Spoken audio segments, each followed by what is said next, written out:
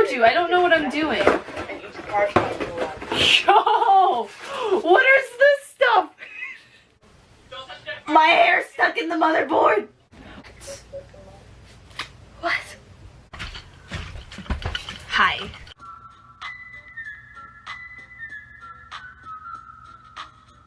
Okay, so today I'll be building a PC, and I've never built a PC before, so this is my first PC I'll be building, and I'm honestly like really scared that I'm gonna mess it up. What the heck? I think I messed this up. Ah!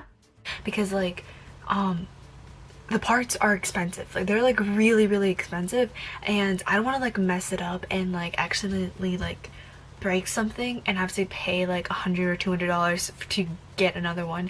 So I really hope I don't mess up building the PC, and I have no clue what I'm doing, so I'm probably gonna ask some friends or like get a YouTube video, because you know that's what you do in life. And I literally have I'm really nervous for it because I don't want to mess it up at all, but I'm actually really excited because then I can play Minecraft and also be able to open 6 tabs of Chrome without my computer lagging out. The reason why I'm getting a PC is because my laptop is getting really slow because it's kind of old now, and I'm not really gonna be like, I don't really use my computer anywhere else but home, especially how we're doing online stuff. So I was like, you know what, might as well just get a PC, and yeah, so that's what I'm doing. I'm gonna admit I don't know what I'm doing, so I was really lucky because my cousin, he knew exactly what he was doing, and I had a bunch of friends who helped me out and helped me pick up the parts and what monitor to get and know what to do. So I'm really happy that I was able to be really lucky and receive that kind of help that I desperately need. So yeah, I also will be linking everything down below if you really for some reason want to copy my builds.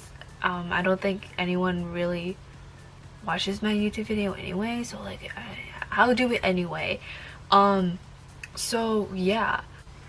Okay, so that's about it for the intro, and I hope I do well, and I hope you guys enjoy the video.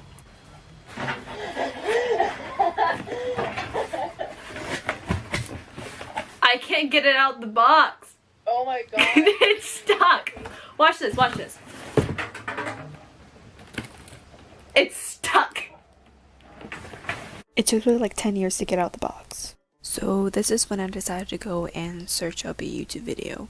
So the next thing I did was remove my motherboard from its case to prepare to put in the CPU. The CPU is a very delicate part and important part of the build. The CPU is essentially like a brain of the computer and can be easily damaged, and you want to be very careful with it. CPUs are also expensive, and you also barely want to touch the CPU because you can easily damage it. Look at the motherboard! That looks so high-tech. It's sharp and it hurts. That one has the screws, right? So you know when to screw it in? No. Oh my goodness. I told you, I don't know what I'm doing. And each part Yo! What is this stuff? The next thing I did was put in the CPU. When you put in the CPU, make sure you need to pull down the metal latch first.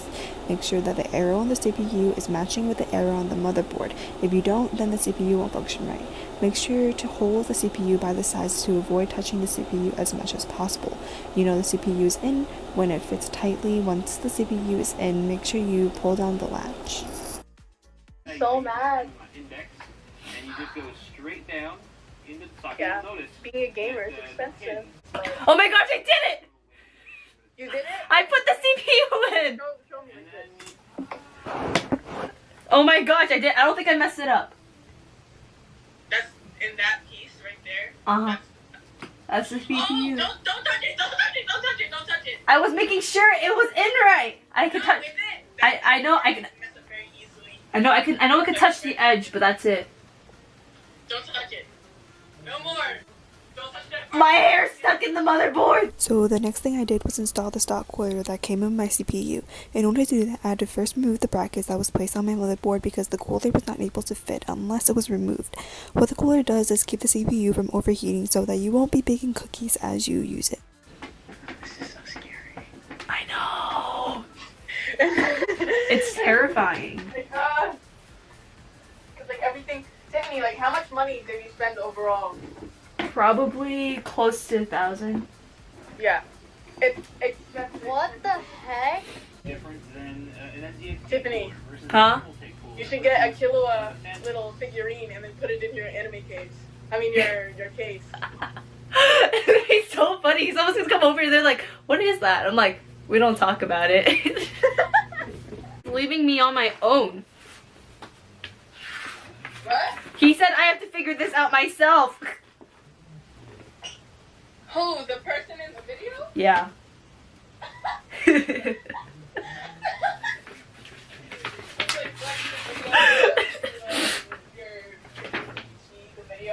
When placing the cooler on the CPU, you need thermal paste first. In my case, my cooler came with pre-applied thermal paste, so I didn't need to buy additional thermal paste. Make sure you don't touch the thermal paste because you want it to be equally spread on your CPU so that the thermal paste can equally spread the heat of the CPU. When I placed it on my cooler, I had a lot of difficulty because I had spring screws on mine, which was complicated. When screwing in the cooler, you want to disperse the weight evenly, so if you screw in on one side, do the side diagonal to the side you just screwed in, so there isn't too much pressure. What the heck? I think I messed this up. Ah! No.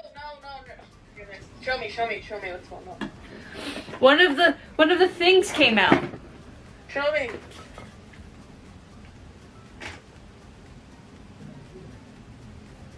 One of the what? Like the thing right here. It's not in. Oh, push it a little bit. I don't want to break it. I don't think you are. Look at how cute her dog is. I'm hungry. Chillax. Putting in the RAM is one of the easier things to do when building a PC. All you gotta do is pull down the two levers on each side of the area where the RAM is. Make sure that the RAM is lined up at the bottom of their motherboard. They make it so that the indent of the RAM is uneven, so you can only put it in one way. You want to push the RAM with both your hands on each side of the RAM until the latches on both sides click. As to which RAM slots you put it in, it's depending on your motherboard. What? Huh? Why is it not going in? It has to. I think you need to put a little force in it because you hear the. Okay, I got the motherboard in. I think. I hope. So the next thing I did was put the motherboard in my case. The motherboard was actually bigger than the case expected to be, so I had to place the pegs and it holds my motherboard in manually. It is very easy to break those pegs when you screw in the motherboard on because it can easily cause an infinite spin. So the next thing I did was put in the power source. When placing in the power source, it depends on your case. You can either put it from the back or the side. For me, I did it from the back. I put in my power source with the fan facing down because there's a ventilation on the bottom of my case. I screw in the power source in the case and secure it, and put power cords in the back of the case where the holes allows me to bring the cords back to the front where the motherboard was. After that, I put in my HDD card. As to where you put it in, it varies on what case you have. For mine, it was in the back of my case. It came with brackets where I can rest my card in, and I put it in the slot that the bracket was in. And I screwed my HDD card in place so it doesn't move around. So after putting in the HDD card, the next thing that came was the SSD card, but I don't actually have footage for that, so here's me struggling to put in the power source. I didn't know that my SSD card needed to be on the motherboard. It varies on depending what kind of SSD card you have, and if I've known that earlier, I would have put the SSD card on the motherboard before placing it into the case. Anyway, for me, I had to unscrew this metal thing that secures my SSD card and place it a slot closer to where the SSD card was because my SSD card was a smaller. Putting in the SSD card is very similar to putting in the RAM, except it's sideways. You put the SSD card in a 30 degrees angle and secure it with a metal screw. The next thing I had to do was wire my power cords, but I didn't know how, so I had to call my friend George for help. Putting in the motherboard is pretty straightforward. You just need to look at your motherboard manual, which I didn't feel like doing, so yeah, you should probably do that. We figured out that the power source was actually missing an 8-pin cord, and we wondered if the PC would turn on or not. But we were ignored at the time and moved on to putting in my GPU. For the GPU, it's also similar to the RAM. You pull down the latch where the GPU sits, and there's also only one way for the GPU to fit in. There are 2 slots where the GPU goes. Most of the time, you should put it in the top slot. You should push it down the GPU until it clicks like the RAM, and make sure you just screw in the GPU or it will start falling. We noticed that the GPU needed power, but there wasn't enough cores to do so, so we ignored the GPU and only powered the CPU, and we tried running it, but it didn't work. My brother called his friend Colton for help, and he tells us to try to power the GPU instead of the CPU, and voila, it worked. George tells us that in my case we needed fans, and I was dumb and didn't buy any, so I ordered some fans from Amazon and called it a day. This whole process probably took 7 hours. So the next day I helped my brother build his PC, but I don't have footage for that, so here's me struggling to put in the GPU. Anyway, later that day his friend Johnny comes over to our house and tries to set up the PC for us. We noticed that for some reason the monitor isn't receiving signal from the PC, and we couldn't figure out why. We also noticed that the motherboard was not able to detect the CPU for some odd reason, so we called my cousin David for help. David tells us to try to take out the CPU and put it back in, so we did. And the CPU looks fine, but when we tried to put the CPU cooler back in the CPU, it wasn't working for some odd reason. Meanwhile, my Uncle Kenny called his friend who also knows a lot about building PCs, and he tells us that the reason why the motherboard might not be detecting the CPU is because the CPU isn't getting enough power. The whole entire PC wasn't, in fact. The power source had 450 watts, but the GPU alone needed 550 watts, so because the power source wasn't giving enough power, it may be the reason why the monitor was unable to detect the GPU. Knowing that, we went along to get a new power source, but we still couldn't figure why the CPU cooler wasn't going back in. After an hour later, I finally gave up and I started putting my PC back together. We noticed that a metal plate was on the ground, and turned out it was the missing piece of the motherboard that was needed for you to put in the CPU fan. When we put that back, we finally got the CPU cooler on the motherboard again. So later that day, I decided to go and clean my desk because it's really messy, and I needed a room to put in my PC, monitor, and keyboard, and that caused a lot of mess. Anyway, so this is the before, and this is the after.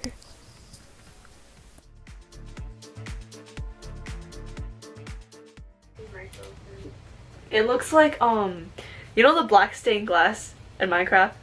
Yeah. This is what it looks like. So the next day I put in my fans. Putting fans is pretty straightforward. It doesn't matter really where you put it in, but I put mine in the front of my case, and I just put the fans where the screws were and screwed it in. The next day my power source came in, and instead of a 450 watt I got a 600 watt this time, and I also figured out that my fans were facing the wrong way. Instead of blowing in cold air, it was just taking out air, which my vents already did, so I had to go and switch around the fans as well.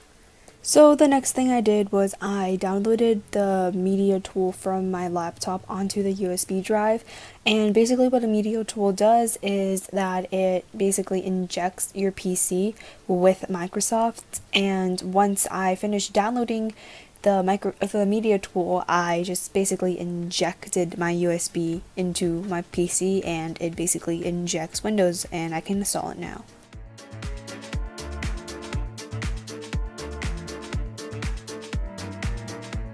Well, while I was installing Microsoft into my PC, I decided to go and clean my room. As you can see, there's a lot of PC parts like from the boxes and stuff, and water bottles everywhere, and I think this is a lot cleaner.